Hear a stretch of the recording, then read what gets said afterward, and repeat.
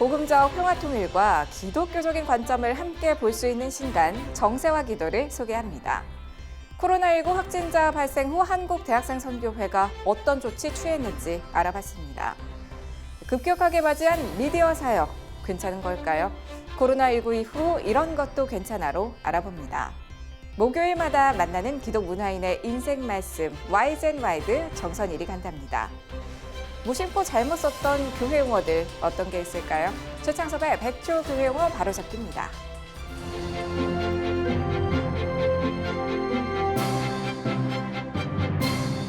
안녕하십니까? 매 요일마다 섹션을 통해 더 깊이 있는 글로컬 선교교육 뉴스 전해드리고 있는 CGN 투데이입니다. 목요일인 오늘은 문화입니다.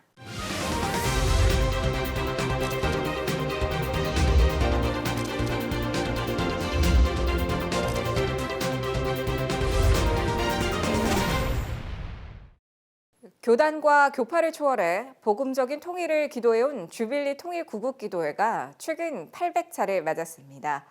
그 여정과 기도가 책으로 엮여 나왔는데요. 책의 의미와 역할에 관해 저자 유관지 목사를 만나 직접 들어봤습니다. 지난 6일 새벽 6시 사랑의 교회 본당에선 복음적인 평화 통일을 꿈꾸는 이들의 목소리가 울려 퍼졌습니다. 주빌리 통일구국기도회 서울 모교 모임은 2004년 첫 발을 내딛고 2011년 재발족한 이래 한 주도 빠짐없이 통일기도의 향연을 이어왔습니다. 기도회의 역사와 의미가 살아 숨쉬는 신간 정세와 기도. 제겐 복음적인 평화 통일을 위해 기도해온 단체의 흔적이 살아 숨쉬고 있습니다. 주빌리가 걸어온 길뿐 아니라 남한과 북한에 있었던 역사적인 사건 사고를 한눈에 정리할 수 있습니다. 기도문은 기독교적인 관점에서 정세를 바라보도록 해 필요한 기도 제목이 무엇인지를 독자 스스로 깨닫도록 합니다. 주빌리 통일구국기도회를 아는 분들이 많을 텐데 매주 목요일에 모이고 있는데 첫 번째 목요일에 정세와 기도라는 순서가 있습니다. 북한 또 통일선교의 정세가 이러니까 이렇게 기도합시다. 그 원고를 모은 겁니다. 여러 매체에서 접할 수 있는 시사적인 사건들을 통해 하나님께서 행하시는 일을 추적하고 기대하도록 한다는 특징을 갖고 있습니다. 신문에 나타나는 그런 그 시사적인 사건들을 통해서 하나님의 뜻이 어떻게 움직이는지 그런 것인데 이 책의 내용이 그것입니다. 우리 주변에서 빚어지고 있는 이 북한 관계 통일선교 관련해 여러 가지 시사적인 사건들 속에서 어떻게 이 통일로 향해서 가고 있는가. 북한의 현재 상황에 관해 파악할 수 있는 많은 정보와 의미들도 함께 녹아 있습니다. 추석을 지킬까요? 안 지킬까요? 지킵니다. 오래된 그 민족의 전통이 그저 이제 한 70년 좀 넘어서 80년 안 된 사회주의 전통이랄까 사회주의 생활 양식을 이기는 겁니다. 본질적으로는 그 동질성이 살아 있습니다. 이게 통일에 많은 유익이 되죠. 기도회에서 예측된 북한의 미래, 복잡한 정세 속에서 행해지는 북한의 정치 이야기들은 책에 흥미를 더합니다. 백두산 기슭에 있는 산간군이 아주 조그만 마을인데 김정일 위원장의 고향이라고 그래서 아주 현대식으로 꾸미고 2019년 2월 7일의 제목은 삼지연군의 이름이 바뀌지 않을까. 바꾸긴 바꿨는데 그렇게 바꾸진 않고 그걸 갖다가 삼지연시로 승격을 시켰어요. 저자는 통일이 어렵거나 금방 이뤄질 일이 아니라고 생각하지만 초월적인 힘에 의해 한순간 임할 것이라고 전망합니다. 단순히 그날을 기다릴 것이 아니라 부지런히 기도하는 등의 적극적인 자세로 대비하면서도 역사에 임하고 있는 하나님의 손길을 깨달을 것을 조언했습니다. 어떤 초월적인 힘에 의해서 우리들이 예기치 않았을 때 갑자기 될 것이다. 지금 우리 주변에서 되어지고 있는 일 가운데 그 초월적인 손의 임함을 깨달을 수 있어야 됩니다. 초월적인 손의 주인, 그 손길의 역사를 깨닫자. 그러면서 그 이유를 준비하자. CGN 투데이 주영입니다. 최근 한국대학생선교회에서 코로나19 확진자가 발생해 안타까움과 동시에 감염 확산에 대한 우려의 목소리가 나왔는데요. 선교회는 지역사회 감염 확산을 막기 위해 적극적으로 나서 최선의 노력을 다했다고 합니다. 어떤 선제적 조치를 취했는지 박건희 기자가 보도합니다. 지난 28일 한국대학생 선교회 소속 간사 3명과 학생 2명이 코로나19 확진 판정을 받았습니다. 발생 직후 선교회는 위기관리대응팀을 구성해 적극적인 후속 조치에 나섰습니다. 먼저 확진자가 발생한 건물을 포함해 4개 동을 폐쇄했습니다. 확진자와 접촉하거나 동선이 겹친 선교회 인원 전원이 선별검사를 받았습니다. 검사 대상은 아니었지만 확진자 발생 전 일주일 동안 건물을 방문한 간사와 학생 등 350여 명의 인원들도 선교회 측 권면으로 검사를 받았습니다. 역학조사단에서 조사 대상이 아니라고 한 사람들이 굉장히 많았습니다. 검사를 받을 필요가 없다고 했지만 간사들의 건강과 또 우리 학생들의 건강 그리고 혹 있을 지역 감염에 대한 CCC의 사회적 책임 관계로 모두에게 검사를 받게 했습니다. 개인이 희망해서 진행하는 코로나19 검사 비용은 약 16만 원. 선교회는 검사 무료 대상자 이외 전원에게 검사비를 지원했습니다. 2주간 자가격리에 들어간 학생들은 아르바이트를 하지 못했습니다. 이 기간 생긴 경제적 어려움에 대해서도 선교회 측은 지원 방안을 계획 중이라고 밝혔습니다. 자가격리와 보건교육자 분류로 되어진 우리 서울지구 간사님들과 학생들 대부분 6월 8일 날 기점으로 해제가 됨으로써 일단 서울지구 우리에 관련된 코로나19 감염 사례가 일단락이 되었습니다. 한국대학생 선교회 이영균 서울지구 대표 간사는 당분간 정부 권고에 따라 소규모 모임을 중단할 것이라고 전했습니다. CGN투데이 박건희입니다.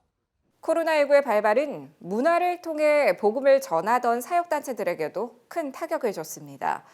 관객과의 접점이 막히면서 온라인으로 공연을 송출하는 등 비대면 대응에 나섰지만 사역이 지속되려면 재정이 필요한데 괜찮은 걸까요? 직접 취재했습니다.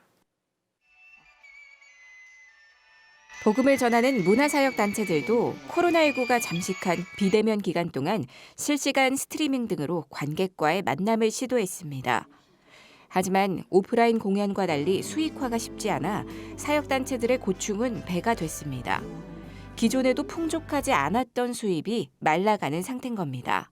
하지만 사역자 혹은 사역단체란 신분으로 이런저런 도움을 구하기가 쉽지만은 않습니다. 기독교 관련 콘텐츠로 의미 있는 통찰을 전하는 크리에이터 책 읽는 사자는 영상을 보는 사람들이 먼저 고상한 소비의식을 가질 필요가 있다고 강조합니다. 그런 문화 콘텐츠를 소비하시는 분들께서 적극적으로 후원 계좌가 공식적으로 있느냐 물어보셔도 되고, 그리고 그 콘텐츠를 제작하시는 입장에서도 요즘엔 인식이 많이 바뀌었습니다. 그나마 인식이 많이 바뀌고 있는 추세이기 때문에 적극적으로 그런 공식 후원 계좌나 이런 것들을 오픈하는 것도 좋은 방법이라고 생각을 해요.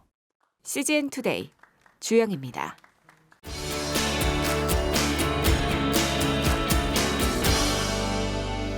안녕하세요. 정선일이 간다. 오늘은 어떤 분을 만나게 될까요? 여러분, 발레 좋아하시나요? 무대 위에 발레리나의 아름다운 손을 볼 때마다 야, 발레는 참 아름답다 하는데요. 오늘 만나뵐 분은 발레리노입니다. 남자 발레 무용수죠.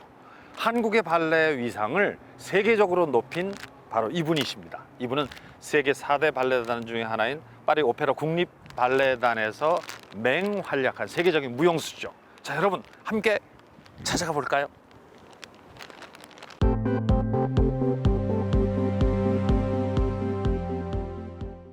교수님 안녕하세요. 네, 안녕하세요. 반갑습니다. 반갑습니다. 장미로 이렇게 선물을 예, 감사합니다. 이쁘네요. 네. 맞습니다.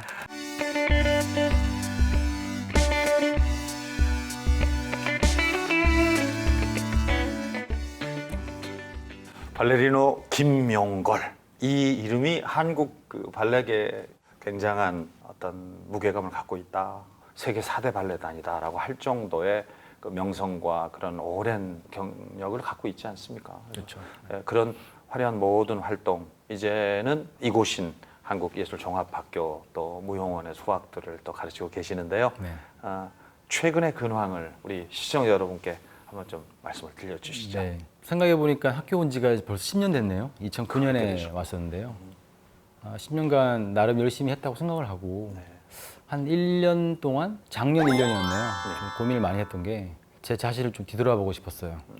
이 학교가 과연 내가 정말 있어야 되는 곳인지, 나를 필요로 하는 곳인지 여러 가지 생각이 많이 들었어요. 그리고 또 한 가지는 제 몸에 부상이 많아서 뭐 양쪽 어깨 인대가 좀 끊어진 상태에서도 안무를 그러니까 했었고 이전부터 네, 계속 이어져온 부상이시죠? 네, 끊어지고 또 끊어지고 왼쪽 발목 뼈 조각 때문에 걷는 것도 힘들고 여러 가지 복합적으로 해서 그래서 올해 그 안식년을 신청해서 작년 11월 달부터 이제 어깨 한쪽씩 양쪽 수술하고요. 또 왼쪽 발목 수술하고 지금 허리 조금 치료받으면서 지내면서 많은 생각도 하게 되고 네. 어디 아프지 않은 것만 해도 얼마나 감사한 일인 거였나 뭐 그런 생각도 하면서 일상의 그런 평범함에 대한 감사함 네. 느끼면서 또 미래에 대한 또 설계도 하면서 그리고 지내고 있습니다. 대한민국에서 발레리노로 산다는 거, 네. 또 안무가로 또 살아간다는 거, 이런 일들이 정말 많은 고난의 연속이었을 것이고 수많은 난관을 부닥치고 그것을 헤쳐나가는 그런 연속이셨을 거예요. 근데 그럴 때마다 그런 가운데서 교수님이 느끼셨던 하나님의 뜻, 또 하나님의 섭리, 어떤 것이 있으셨을까요? 개인적으로 서울에서 이제 대학교 다닐 때 자취 생활을 하면서 너무 힘들 때 가게 됐던 곳이 교회였었어요.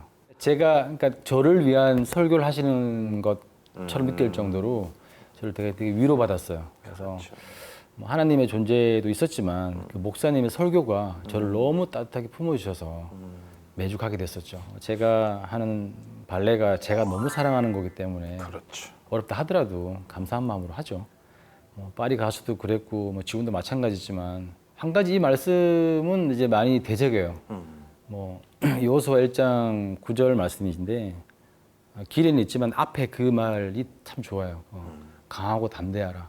항상 긴장하게 하고 좀 떨게 하는 그런 부분들이 삶에서 많았던 것 같아요. 그래서 누구든 그렇죠. 네네. 그래서 물론 그게 다 제 욕심 때문이긴 하지만 그래서 강하고 담대하라. 강하고 담대하라. 항상 되뇌 있었죠. 그런 말씀 할 때마다 항상 살아 계신 것 같다는 느낌이 들어요. 특별하게 왜 하나님께서 나에게 이 직업을 주셨을까? 또 나를 이렇게 인도하실까라고 하는 그런 뜻을 한번 생각해 보신 적이 있으신가요? 파리 오페라 발레단에 가서 거기도 10년 있었거든요. 그렇죠. 10년 있고 한 8년 차쯤 되었을 때 좀 큰 부상으로 제가 한 6개월 정도 이제 무용을 못하고 쉴 때가 있었는데 파리에 계실 때. 네. 그때 이제 병실에 누웠을 때 많은 생각이 들었어요. 내가 여기 왜 와 있지? 물론 내가 원해서 오기는 한 곳이지만은 남들이 봤을 때도 너무 힘든 여정이었고 다 불가능할 거라고 했던 이곳에 그들이 생각하는 것만큼 제가 힘들게 온 것 같지는 않은데 그래서 누군가가 나를 보내준 것 같다. 그게 하나님이시고 그 분명히 이유가 있을 것이다. 그런 고민을 할 때쯤에 얼마 뒤에 한 예종에서 이제 교수로 와달라고 제안이 왔었어요. 제가 그때 나이가 36살이었는데 파리 오페라 발레단은 42세까지 종신단원으로 있을 수 있거든요. 그렇죠. 계약할 때 이미 종신단원 계약을 네, 하셨다고 네, 제가 네. 들었거든요. 네. 네. 그래서 그 이후로 6년을 더 있을 수 있지만 네. 이것을 그만두고 한예종이라는 데서 나를 오라고 하는 이유는 또 다른 이유가 있지 않을까. 이게 후전 양성이겠죠. 그 당시 단장도 좀 말렸었어요. 본인도 정년 퇴직을 6년 앞뒀고 저도 퇴직을 6년 앞뒀죠. 저더러 두 분이 이제 남은 네. 시간이 거의 똑같았군요. 네, 저더러 같이 나가자고 그러시더라고요. 그래서 우리 같이 가자. 네네. 붙잡진 않았지만 이제 제안을 했죠. 네, 저는 또 한국인으로서 또 한국에서 저를 필요로 하기 때문에 갔으면 좋겠다. 많이 아쉽지만. 다음 후학들, 다음 세대가 전 세계로 또 예술을 가지고 이렇게 나아가는 가운데 특히 또 크리스찬들 그들에게 뭔가 이렇게 주실 말씀이 혹시 있으실까요? 어차피 우리가 같이 사는 거잖아요. 너무나 안타까운 것이 있으면 같이 나눌 줄 알아야 되고 너무 기쁜 게 있으면 또 나눌 줄 알아야 되고 그런 것들의 가치에 대한 공유를 할 수 있는 그런 자기만이 가지고 있는 재능, 신이 주신 탤런트일 수도 있겠죠. 그걸 적극적으로 활용할 수 있는 그런 신도들이 됐으면 좋겠습니다. 꼭 이것만은 내가 앞으로 뭔가 이루고 싶고 해보고 싶은 일이 있다라고 하는 향후의 계획에 대해서 한번 말씀을 해주시죠. 뭐 다들 동감하실 것 같고 느끼시겠지만 지금 이 코로나19죠. 신이 우리에게 마지막으로 주는 경고라 생각해요.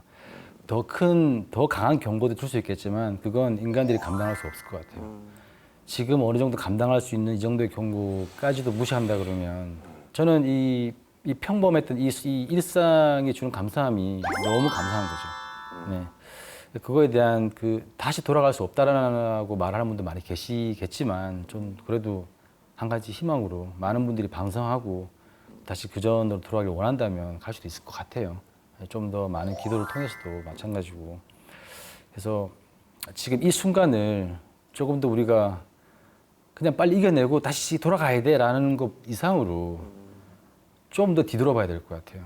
지금 마시고 있는 이 페트병 하나도 그렇고 커피잔도 그렇고 뭐 되게 디테일하게 다 하나하나 다 이렇게 돌아봐야 될 것 같아요. 그런 것들을 또 작품으로 담아서 그렇죠. 사람들하고 공유하고 싶은 실제로 그런 걸 뉴스로 접하는 거랑 작품으로 보는 거는 또 다르거든요. 그렇죠. 네네. 그런 거에 대한 계획, 욕심은 있죠.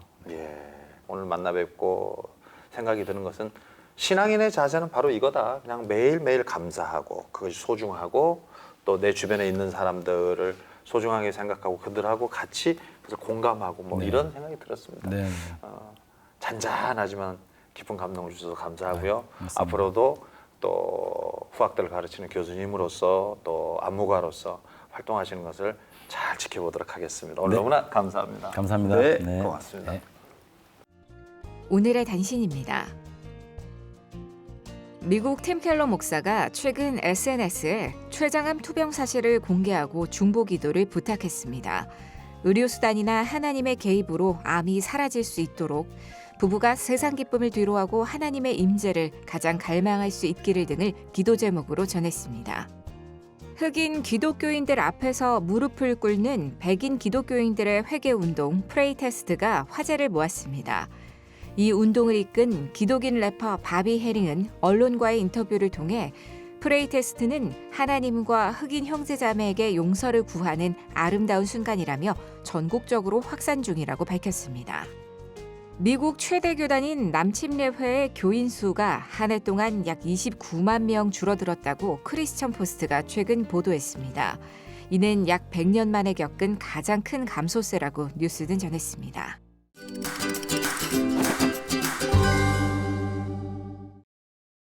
안녕하십니까. 교회용어 바로잡기 최청섭입니다.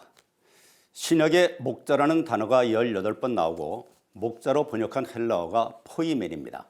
그런데 우리말 성경 가운데 몇 개의 버전이 에베소서 4장 11절 딱 한 곳에서 포이멘을 목자가 아니라 목사로 번역하고 이 말씀을 목사라는 호칭의 근거로 삼습니다. 여기서 목사가 목자의 오역인 근거를 한번 제시해 보겠습니다. 첫째, 포이멘을 목자로 번역하지 않고 목사로 번역하면 전혀 말이 되지 않습니다. 시간 관계상 두 구절만 말씀드립니다. 요한복음 10장 2절입니다. 문으로 들어가는 이는 양의 목사라. 요한복음 10장 11절 예수님께서 하신 말씀입니다. 나는 선한 목사라. 선한 목사는 양들을 위해 목숨을 버린다. 전혀 말이 안 됩니다.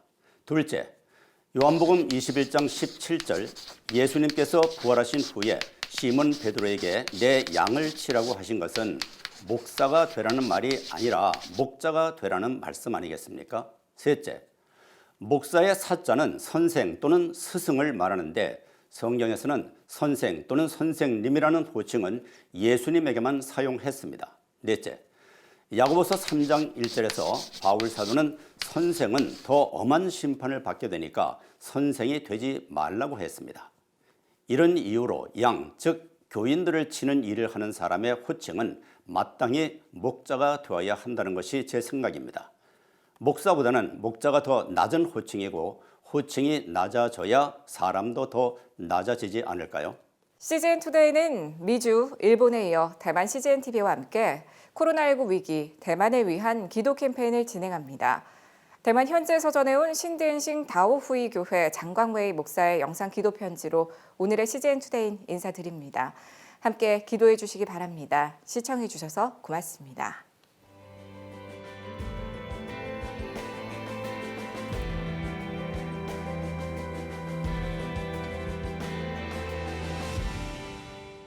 在这一次的疫情当中，整个的台湾教会面临到了一个极大的挑战。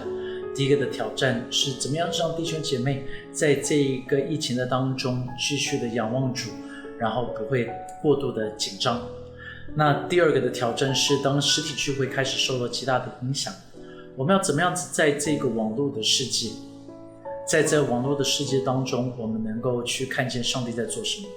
弟兄姐妹，其实在这个的改变不一定是一个坏事情，常常神是要让我们离开我们的舒适圈，在整个的传福音的过程当中，让我们开始思想的不只是我们四面的墙，但在墙外这些的基督徒是什么样子，要在想在墙外那非基督徒的样子是怎么样子。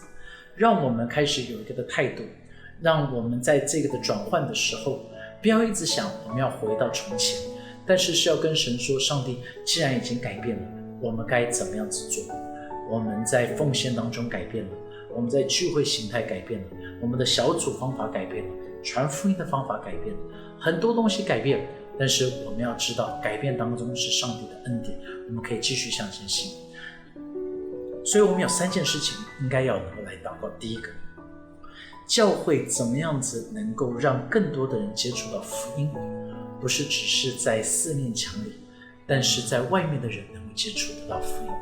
第二个，我们教会应该要祷告的是，我们怎么样子帮助我们弟兄姐妹在这个的转换的时候找到一条的出路。因为我们不只是让他们能够认识上帝，但是我们也应该要祷告，帮助他们在事业上面能够找到一条路，求神给教会这个的智慧。第三个是让教会回到实体聚会的时候，怎么样子让弟兄姐妹能够再一次回来这个，而不是就已经习惯在网络上面。因为很多人在这一段的时间就会东看看西看看，看看这个的牧者，听听那一个的牧者，大家到处看来看去，但是忘记到了要委身在一个的教会。我们需要祷告每一个的人要能够再一次委身在教会里头。所以我们要祝福台湾的教会要继续的向前行，让台湾的教会继续经历到神的恩典以及带领，因为我们相信耶和华继续坐在他的宝座上。